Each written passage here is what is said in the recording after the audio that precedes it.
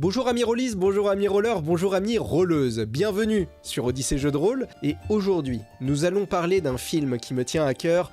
Aujourd'hui, nous allons parler de la passion, d'un film qui m'a plongé dans la fantaisie quand j'étais jeune. D'un chef-d'œuvre de cinéma, nous allons parler du Seigneur des Anneaux. Nous allons parler du Seigneur des Anneaux parce que j'ai fait un marathon en compagnie de Borok et de Shae. On s'est fait un marathon en une journée, c'était incroyable. Borok et Shae du jeu de rôle Warhammer Odyssey, si vous ne connaissez pas, allez voir Warhammer Odyssey, on est à la saison 2, on s'amuse bien, c'est génial, c'est aussi bien que le Seigneur des Anneaux, c'est parfait. Et on s'est dit, quel putain de bon film. Quel putain de bon film. Quel putain de bon film. Ah, quel putain de bon film. Ça a 20 ans, mais toujours aussi extraordinaire. Et je me suis plongé aussi dans Les Anneaux de Pouvoir, la série de Amazon. Et là, c'était beaucoup moins dithyrambique, là, tout d'un coup. Et là, je me suis beaucoup plus dit, c'est de la merde. C'est de la merde. C'est de la merde. C'est de la merde. Quoi? Et la question m'est apparue à l'esprit, pourquoi ? Pourquoi il y en a un que je trouve bon et l'autre que je trouve mauvais? Et moi, je suis pas réalisateur, je suis pas musicien, je suis pas costumier, je suis pas chef opérateur, je suis pas tout ça. Donc je voyais bien que la série d'Amazon était moins bien, mais j'arrivais pas à mettre le doigt dessus. Voilà, je ne comprends pas pourquoi d'un côté ça marche et de l'autre côté ça marche pas du tout. Et moi, en gros geek que je suis, je ne peux pas laisser quelque chose comme ça sans savoir. Voilà, je suis allé un petit peu me renseigner sur internet, mais quand les gens parlent des Anneaux de Pouvoir, ils sont souvent très critiques en disant que c'est de la merde. C'est de la merde. Alors c'est de la merde, hein, c'est pas le problème, mais je trouvais très peu d'arguments vraiment détaillés. Et moi, ça me convient pas. Moi, je peux pas juste dire c'est de la merde comme ça. Donc j'ai essayé de me renseigner un petit peu avec des vidéos, avec des articles, pour m'aiguiller et de m'éclairer dans mon avis. Et je me suis dit, peut-être que ça m'aurait fait changer d'avis sur les Anneaux de Pouvoir. Alors spoiler, pas du tout.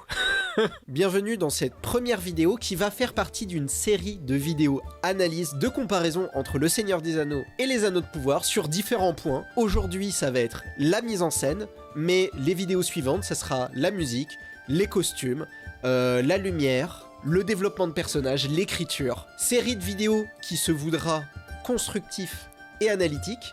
Donc s'il y a des gens qui sont venus juste pour me voir cracher sur la série des Anneaux de Pouvoir, sachez que vous êtes au bon endroit. Vous êtes au bon endroit, je vais être très salé quand je vais parler de la série Rings of Power. Vous regardez la vidéo, vous aurez tellement de sel, vous aurez du cholestérol pour au moins 2 mois là. Ça va partir en live, ça va partir en steak complet. 1 milliard 1 milliard pour 3 décors et 10 figurants. Tout qui est parti dans la coque ou quoi?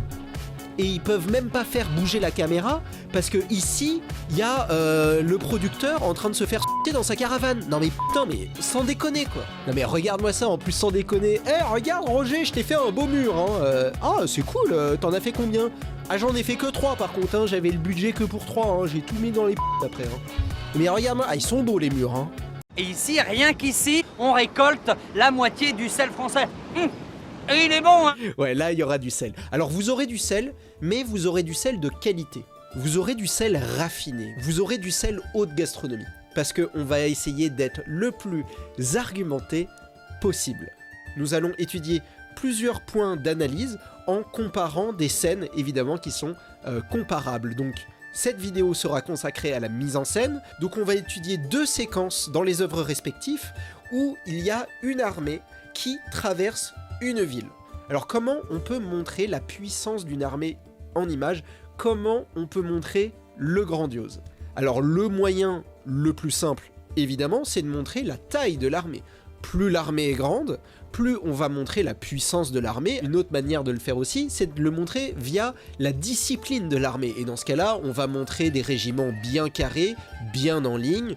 Une autre manière de le faire aussi, c'est de montrer via la taille des armements ou des bâtiments, montrer des navires démesurés, s'ils ont des catapultes ou des canons, montrer des énormes canons, voilà. Eh bien, merci beaucoup à tous, n'hésitez pas à soutenir la chaîne, n'hésitez pas à vous abonner. Eh bien, c'est parti, parlons de l'art de cadrer, de l'art de mettre en place les éléments à l'image, parlons de mise en scène, et je vais vous expliquer pourquoi le Seigneur des Anneaux, c'est un chef-d'œuvre, et pourquoi les Anneaux de Pouvoir, c'est claqué au sol.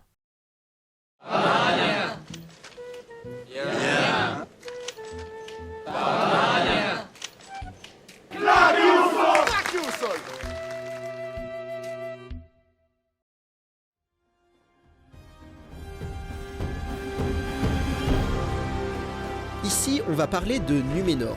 Numénor, d'après la série, c'est une des nations les plus puissantes du Vieux Monde.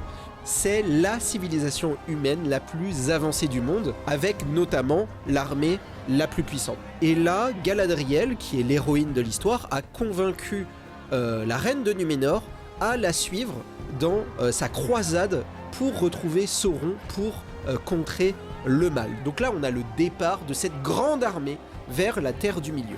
Donc normalement, quand on va montrer cette armée, on va essayer de le montrer dans toute sa grandiosité.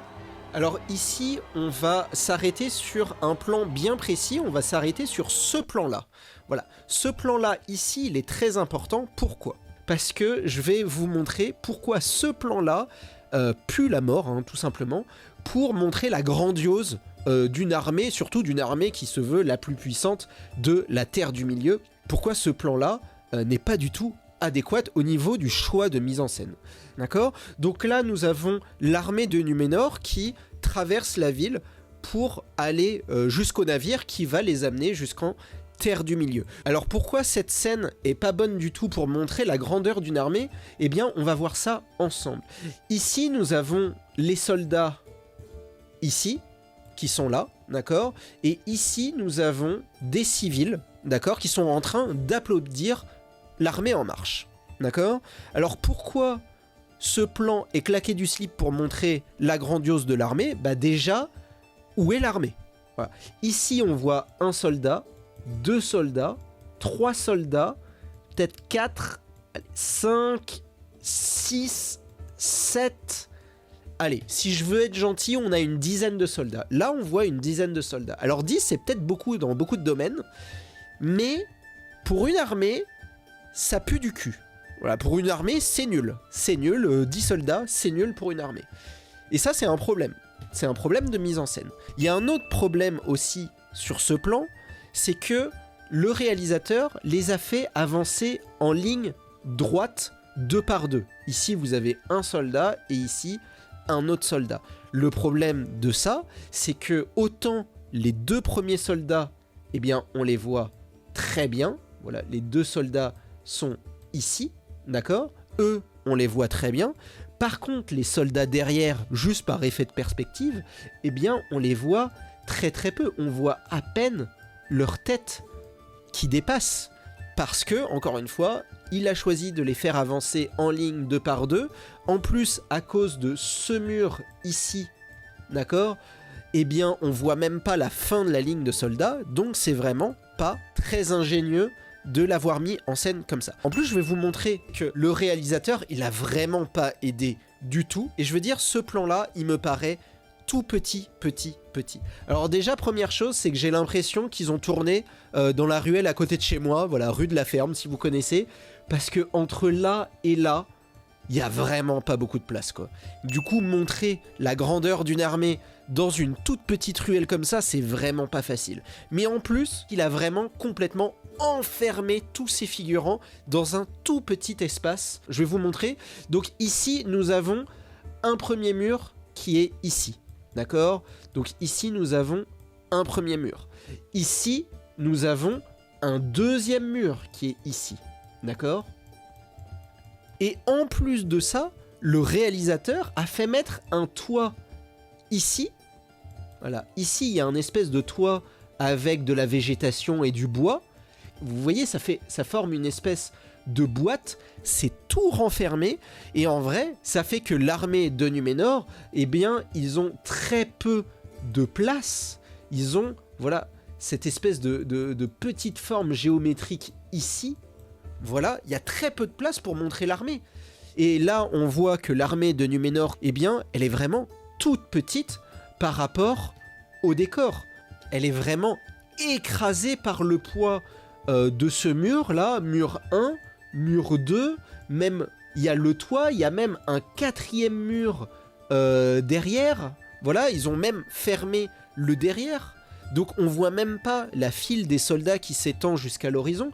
Donc là, on a vraiment un plan qui est vraiment très très refermé, très très encadré, presque claustrophobique. Et ça, vraiment, c'est vraiment pas bon. Alors on va voir qu'il n'y a pas que ce plan qui est pas bon. si j'avance un petit peu, on va avoir exactement le même type de plan très très refermé. Ici, c'est presque pire parce que nous avons une colonne ici, nous avons une autre colonne ici, d'accord? Ici, nous avons mur 1 ici. Ici, nous avons mur 2 ici. D'accord? Ce qui nous laisse, encore une fois, très très peu d'espace pour montrer l'armée. On voit très bien la personne de devant, mais après, on voit pratiquement que des têtes. Et encore une fois, ils ont réussi à mettre un mur derrière, si bien que l'armée de Numénor, voilà, ça, c'est l'armée de Numénor ici. Et on a encore une fois le même problème au niveau du mouvement de caméra, c'est-à-dire que si je fais défiler, il y a un travelling vers le haut, mais on voit pas plus de soldats. C'est pas un mouvement de caméra qui nous fait découvrir une autre portion de l'armée, par exemple. Donc ce plan-là pue du slip, encore une fois. Alors on va passer sur un autre plan, donc ça c'était un peu plus tôt dans la séquence. Donc là déjà nous avons un cadre un peu plus grand, donc ça c'est plutôt pas mal. Donc la caméra est ici, d'accord? Hop, hop, hop, d'accord? Légèrement surélevé pour filmer l'armée. Alors c'est un peu mieux déjà parce qu'on voit qu'au niveau du décor, tout simplement c'est un peu plus grand. On peut voir aussi un peu plus de soldats, voilà. Là, à vue de pied, il doit y en avoir une 50aine. Donc c'est mieux que 10, déjà. 50, c'est mieux que 10. Mais ce plan-là souffre exactement des mêmes défauts que le plan d'avant. Donc ici, nous avons mur 1, qui est là. D'accord. Ici, nous avons mur 2, ici. Et derrière, nous avons un troisième mur. Donc on retrouve cette boîte qui enferme complètement les figurants, puisque tout est enfermé par le mur du fond. On voit pas la profondeur vers une autre rue, par exemple. On voit pas l'horizon. On voit même pas le ciel. Donc on voit presque rien. Et comme la caméra ne bouge pas, si je continue la séquence, la caméra ne va pas bouger. Voilà. D'accord? Ce qui nous aide pas à avoir le grandiose, une, de l'armée, et de deux, des décors. Et j'ai vraiment l'impression que le décor est constitué de 3 murs. Voilà, ça c'est tout le décor de Rings of Power, c'est 3 murs. Ici, il y a la caméra. Voilà. Ici, d'accord? Derrière, tu as toute l'équipe technique qui est juste derrière. Voilà, là, il y a l'équipe technique. Voilà, sur la droite, ici, t'as la salle de pause avec Jean-Michel et Ginette qui mangent leur sandwich. De l'autre côté, ici, eh bien, t'as la caravane du producteur qui se file un rail de coke, du coup, on peut pas tourner la caméra. Et ils sont obligés de filmer tout droit, parce que derrière, y a plus rien, en fait. Y a les éclairages et tout. Alors, ce qu'on dit à ce moment-là, c'est que le plan est pas du tout aéré. Ça veut dire qu'il est complètement fermé. Alors, on peut deviner, voilà, ici, on a une rue. Peut-être de l'autre côté, peut-être qu'il y a une autre rue, mais on nous le montre pas. Donc, pour moi, il y a que un décor avec 3 murs. Voilà. Et si je fais tourner la séquence, donc vous voyez, la caméra ne bouge pas du tout. Elle peut pas filmer derrière parce qu'il y a René et sa coque et Ginette avec son sandwich. Donc on est obligé de filmer devant, il n'y a pas le choix. Et là, bon là on a vraiment pas un plan qui respire. Là on a un plan tout petit, donc c'est un plan de point de vue. On a le point de vue des personnages qui sont ici, d'accord, qui voient à travers le balcon. Mais du coup, on a ici une colonne, ici une colonne, donc on voit que ici. Et comme on est en hauteur, on voit en plongée ici, d'accord. Alors c'est très bien d'avoir un angle de point de vue des personnages, c'est très bien. Le problème, c'est qu'on n'a pas du tout, encore une fois, de profondeur. Ici, on a la vue sur le sol, d'accord? Mais on ne sait pas du tout ce qu'il y a au-delà du cadre. Le plan ne respire absolument pas. Il est totalement, encore une fois, enfermé. Voilà, ici, vous avez l'armée de Numénor ici, dans ce cadre rose. Alors si on avance un petit peu dans la scène, voilà, on a ce plan-là. Donc un gros plan, ou en tout cas un plan, ce qu'on appelle un plan taille. Hein. Voilà, ici, voilà, vous avez le plan de ce personnage-là, d'accord ? Légèrement en contre-plongée, ça veut dire que le personnage est en hauteur par rapport à nous, pour nous montrer la grandiose de ce personnage. Peut-être que c'est un personnage important, en même temps c'est Elendil, donc oui c'est le général de l'armée, c'est un personnage important, donc on le filme en contre-plongée, comme si on faisait partie des spectateurs qu'on a vus sur les plans d'avant, et qu'on regardait Elendil de notre point de vue de spectateur. Donc ça c'est très bien, mais encore une fois, on a les mêmes défauts que les plans larges, ça veut dire que le plan est tout petit, tout serré. C'est ce qu'on appelle en photographie et en cinématographie un plan qui est bouché. Donc c'est un plan où il y a des choses dans tout le cadre qui nous aident pas à respirer, à avoir de la profondeur. Donc ici nous avons le personnage ici, voilà, de Elendil qui est bien net, voilà, qui est ici. Et si vous voyez ce qu'il y a derrière, voilà, ici, voilà, ici, il y a un gros mur vertical, donc qui est à quelques mètres hein, de Elendil, hein, on l'a vu sur le plan précédent, il n'y a pas 300 mètres, mais du coup, le plan ne respire absolument pas, on n'a absolument pas une sensation de profondeur, donc le plan est complètement bouché par l'arrière-plan qui est un mur vertical. D'ailleurs, on peut voir que l'arrière-plan est complètement flou, donc ça c'est par l'utilisation d'un objectif à longue focale. Alors on va pas aller dans les détails, mais juste pour vous montrer la différence et l'importance du choix de l'objectif quand vous filmez quelque chose ou quand vous prenez en photo quelque chose, eh bien il y a des objectifs qui sont plus longs que d'autres et ça a plusieurs effets sur l'image, notamment au niveau de l'angle de caméra et de la zone de netteté. Donc ici nous avons une focale longue sur un gros plan, ce qui a pour effet d'isoler le personnage principal qui est net ici, il est bien net, alors que littéralement tout l'arrière-plan est flou.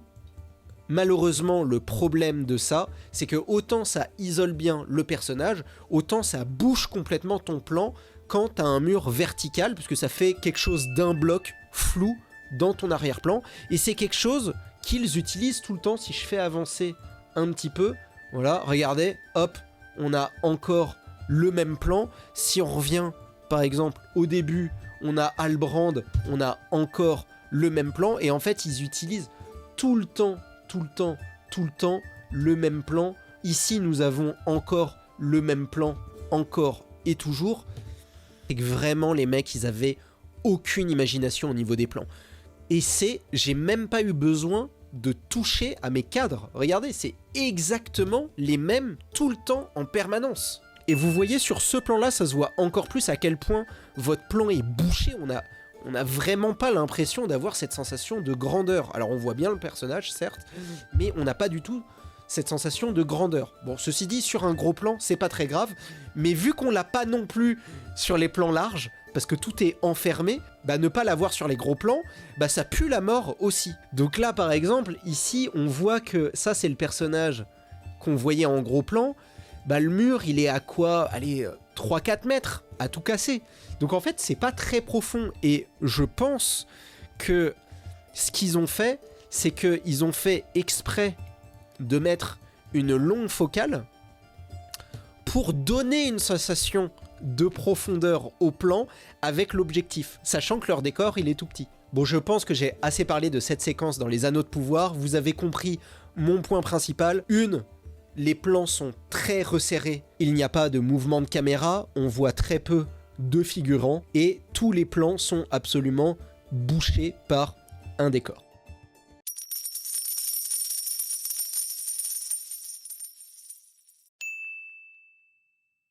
On va passer dans la séquence du Seigneur des Anneaux maintenant. Mais avant tout, contexte.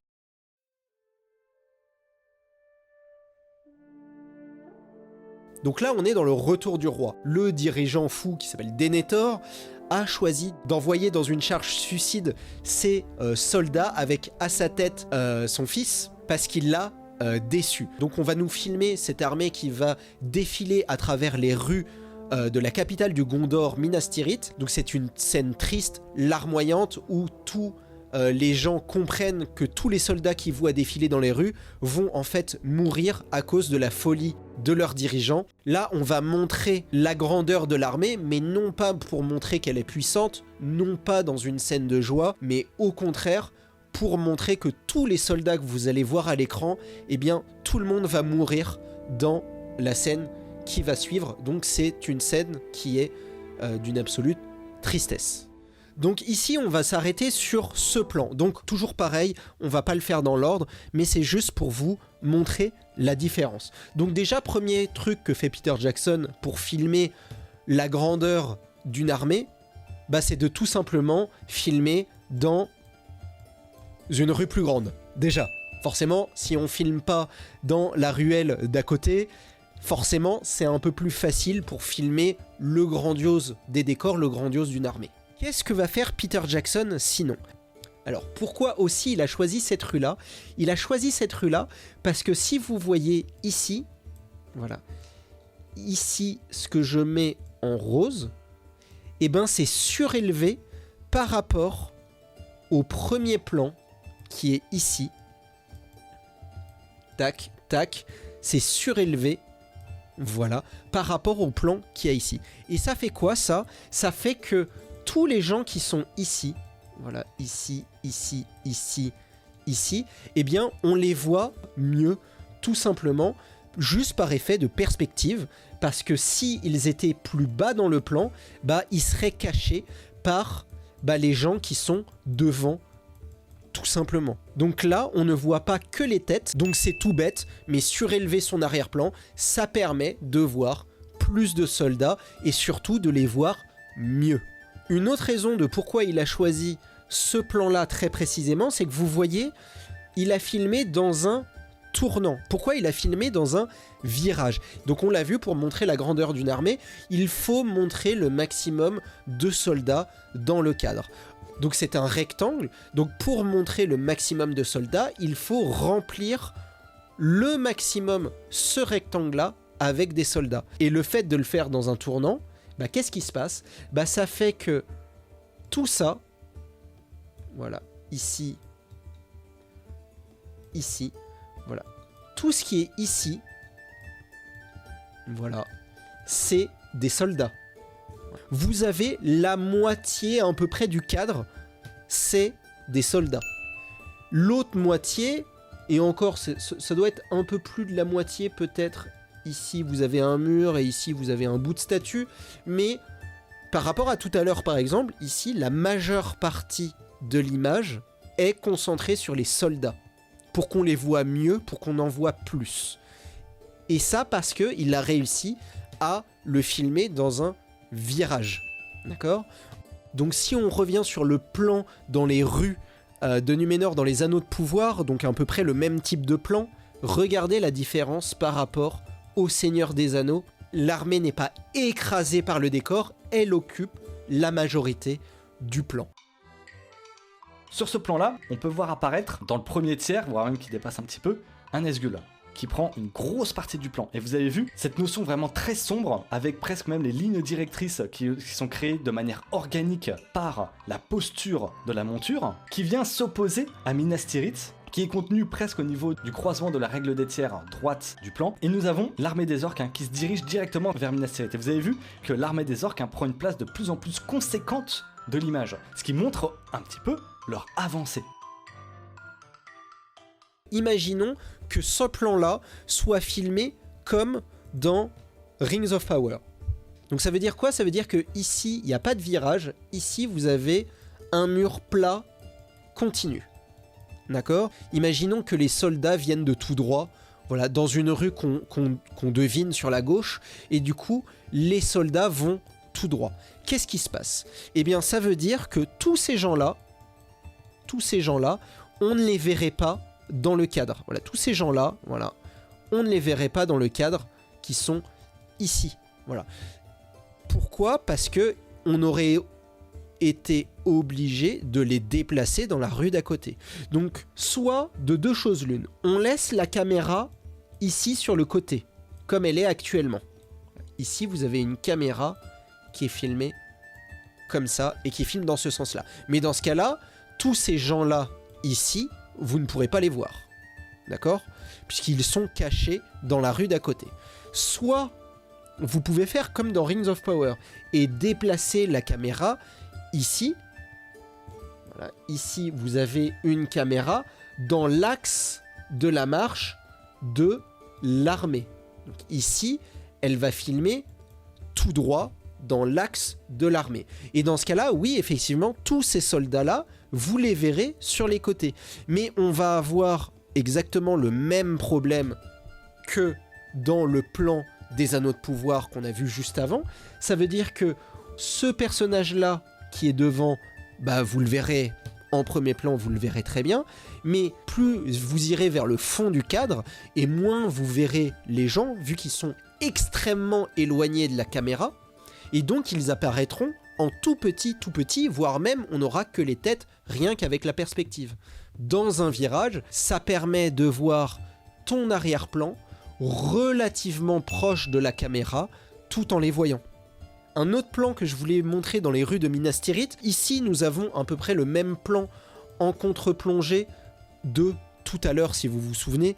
Donc nous avons un plan par-dessus les soldats, parce que Rings of Power il arrête pas de singer la mise en scène de Peter Jackson, donc on a souvent les mêmes plans. Donc là on a un plan vu du dessus sur les soldats. Donc les soldats qui sont ici, d'accord ? Ici nous avons des soldats. Regardez ce qu'il va faire. Il va tout simplement faire bouger son plan, regardez. Il va le faire un panorama, il va panoter sa caméra vers la droite, vers ici, d'accord ? Pour vous montrer plus de soldats qu'en plan fixe. Voilà, il va vous dire, Peter Jackson, regardez tous ces soldats que vous voyez ici. Voilà, tous ces soldats, 1, 2, 3, 4, 5, 6, 7, 8, 9, 10, 11, voilà, on va dire une quinzaine de soldats, un peu comme dans les Anneaux de Pouvoir, d'ailleurs, en passant, mais pour essayer de montrer la grandeur de l'armée, il va vous dire, oui, vous voyez des soldats ici, mais regardez, en fait, il y en a encore plus sur le côté. Voilà, les soldats qui sont ici, eh bien, en fait, regardez, je fais bouger ma caméra, et regardez, tous ces soldats ici, tous ces soldats-là, vous ne les avez pas vus sur le plan précédent, eh bien, regardez, ça continue. Voilà, l'armée, elle continue. Voilà, l'armée, elle est tellement grande qu'elle dépasse du cadre. Voilà, ces gens-là, voilà, vous ne les avez pas vus. Et vous voyez, là, il y a un mur. Eh bien, l'armée, elle dépasse au-delà de ce mur. Voilà, l'armée n'est pas bornée à ce que vous voyez à l'écran. Donc, c'est un moyen de filmer dans des petites rues. C'est tout simplement faire bouger sa caméra pour montrer le maximum de soldats. D'ailleurs, c'est la même chose aussi sur les décors. Il nous montre juste en faisant bouger la caméra, en faisant vivre la caméra, que c'est pas juste un décor de studio. Il va nous montrer que vous pouvez, voilà, vous balader dans la ville et il y aura une rue. Voilà, ici, à droite, il y a une autre rue. Si on revient en début de plan, eh bien, on peut s'imaginer qu'ici, il y a une autre rue, etc., etc. Ce qui fait qu'il joue aussi avec le hors-champ. Ça, c'est quelque chose qu'on utilise beaucoup pour montrer le grandiose d'un bâtiment ou d'une armée. C'est de montrer ce qu'il y a dans le champ. Donc là, il y a de l'armée. Mais comme il nous a montré que par là, il y avait aussi de l'armée, ça veut dire que par là, il y a aussi de l'armée. Et puis par là aussi. Et puis par là aussi. En fait, partout, il y a des soldats. Pareil pour les décors. Là, il y en a un. Là, il y en a un. Mais il a fait bouger la caméra. Et on a vu qu'à droite, il y avait le bâtiment 3, le bâtiment 4, le bâtiment 5. Mais ça veut dire que par là, eh ben, il y a aussi le bâtiment 7, le bâtiment 8, peut-être. Peut-être qu'il n'y en aura pas. Mais Peter Jackson, par sa mise en scène, nous prouve que ce qu'il y a en hors-champ est aussi réel. Ici, on voit ces soldats-là, eh bien, on les voyait en début de plan. on va aussi parler de plans rapprochés sur les personnages. Voilà. Donc ici, vous voyez qu'il y a un personnage qui est ici, qui est venu de la foule pour essayer de parler à un deuxième personnage qui est ici. D'accord ? Donc Peter Jackson fait d'abord un plan d'ensemble, d'accord, pour filmer les personnages en plein pied. Ensuite, on va passer ici en plan serré, donc c'est un plan poitrine, d'accord. Ensuite, on continue, nous avons un plan taille, qui est ici. Peter Jackson n'utilise pas que un seul plan tout le temps, en permanence. Il varie ses gros plans. Parfois, on a des plans poitrine, parfois, on a des plans taille, et parfois, on a des plans très très serrés sur les personnages pour diversifier un petit peu sa mise en scène en fonction de ce qui est important à l'écran. Est-ce que c'est l'émotion des personnages ? Ici, par exemple, l'arrière-plan est complètement flou. Mais là, ça a du sens. Parce que l'intérêt de la scène ici, c'est que nous concentrons sur le jeu d'acteur de Ian McKellen, sur les paroles de Gandalf qui est en train de parler, d'accord ? Donc, il faut à tout prix que le spectateur ne soit pas distrait par ce qu'il y a en arrière-plan. Pourquoi ? Parce que le plus important, c'est le visage de l'acteur qui est en train d'exprimer une émotion et de parler dans un moment tragique. Ou bien des plans un peu plus larges. Ici, il a choisi une focale courte. Ici, ce qui fait que l'arrière-plan n'est pas du tout flou. Avec un arrière-plan, avec par exemple des figurants qui sont en train de pleurer ou d'autres soldats qui le suivent. Si on compare avec les plans de Rings of Power, tout ce qui est derrière est complètement flou. Là d'ailleurs, les figurants, on distingue à peine leur visage. Ce qui fait qu'on a un espèce d'énorme bloc uniforme flou derrière. Pourquoi on fait des plans rapprochés ? Ils n'ont pas d'émotion particulière, ils ne racontent rien avec leur jeu d'acteur. Voilà, là on voit qu'ils ne parlent pas, on voit pas qu'ils regardent quelque chose. Ce plan-là n'est pas justifié. La seule fonction de ce plan, c'est de dire concentrez-vous sur ces personnages-là, regardez, il est là. D'ailleurs, je m'arrête sur ce plan parce qu'on a toujours les mêmes principes. C'est dans un virage, parce que Peter Jackson, il est pas bête, il sait très bien qu'il faut donner de la profondeur à ses plans, et que si on avait par exemple ici un mur plat, vertical et uni, ça renfermerait son cadre. Donc qu'est-ce qu'il a fait Peter Jackson ? Il a fait exprès de mettre cette rue-là, qui est ici, voilà, hop, hop, hop, d'accord ? Et ici vous avez le mur du fond qui est ici, pour donner une perspective vers l'arrière du plan. Donc ici, on voit que la rue continue par là, mais il a choisi un bout de décor où il y a une autre rue qui va dans l'autre sens. Pour pas que le cadre soit complètement refermé, comme par exemple ici, par exemple. Et je vais vous montrer c'est quoi profiter de ton décor. Ne pas être borné à quelque chose de tout resserré. Regardez comment Peter Jackson va faire bouger sa caméra pour montrer l'intégralité de l'armée, du décor, des bâtiments. Voilà. Là, on a une caméra qui bouge et qui nous montre et qui se balade dans toute la scène pour nous montrer le grandiose de la ville, le grandiose de l'armée qu'on est en train de voir. Donc l'idée, c'est qu'on n'a pas l'impression qu'on a une succession de petits studios avec 3 murs séparés, mais plutôt qu'on ait l'impression d'être dans une vraie ville construite. En plus, si on décompose un tout petit peu la scène, ici, nous avons la statue d'un grand héros du Gondor. En arrière-plan, vous avez la ville de Minas Tirith. D'accord ? Si je continue le plan, on a ici, on voit l'armée qui arrive d'une rue dans le fond, donc avec un virage, tout ça, vous connaissez, d'accord ? Et si on continue le plan, voilà, on continue. Et là, on voit la destination de l'armée ici, avec un très joli point de fuite avec la rue qui est ici, en passant. D'accord ? On voit la destination de l'armée qu'on vient de voir. Donc là, en un seul plan, on voit la motivation de l'armée, l'origine de l'armée, la destination de l'armée. Ça, c'est ce qu'on peut appeler de la mise en scène. Et pour rigoler, je vais vous montrer ce qu'ils ont fait dans les Anneaux de pouvoir, parce qu'ils ont fait la technique ultime, voilà, une technique qu'ils adorent faire dans toute la série. Ils ont fait la technique de j'ai des petits décors et je le cache en alternant avec des grands plans paysages en effets spéciaux numériques. Vous allez voir. Donc là, on reprend le plan, donc on a ce personnage-là, les rues, bon, c'est claqué au sol parce que c'est tout enfermé. Et là, comment va se finir cette séquence-là, cette séquence grandiose, on voit toute l'armée. Ça va se finir, hop, cut.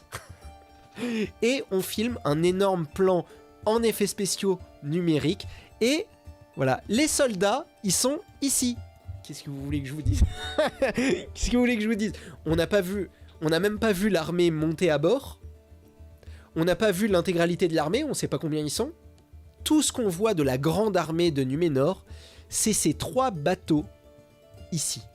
Oui, c'est nul. Oui, c'est nul. Bah, on monte l'armée, cut, ils sont déjà à bord. 1 milliard. 1 milliard.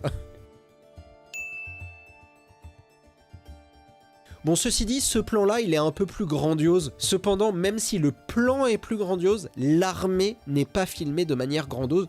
Je vous rappelle que l'armée, c'est ça. Hein. Voilà. Ça, c'est l'armée de Numénor. Et encore une fois, voilà. L'armée de Numénor, la plus puissante de la Terre du Milieu, est tout petit, écrasée dans le décor. Voilà. L'armée de Numénor, c'est ce petit truc qu'il y a ici.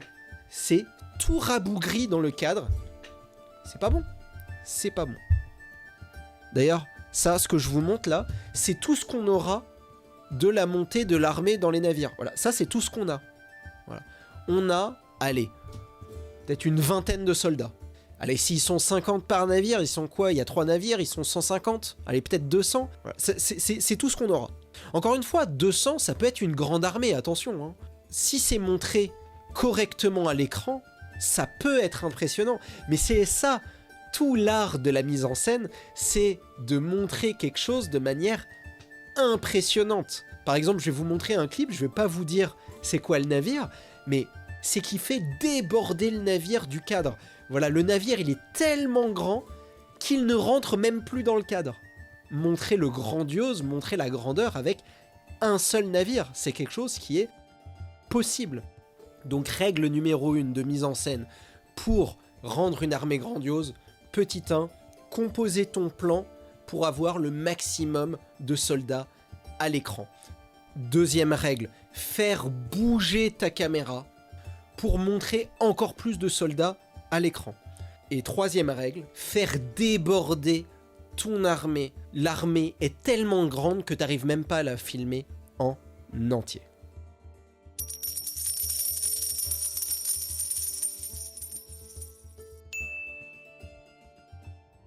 Who now has the strength to stand against the armies of Isengard and Mordor? To stand against the might of Sauron and Saruman and the union of the 2 towers?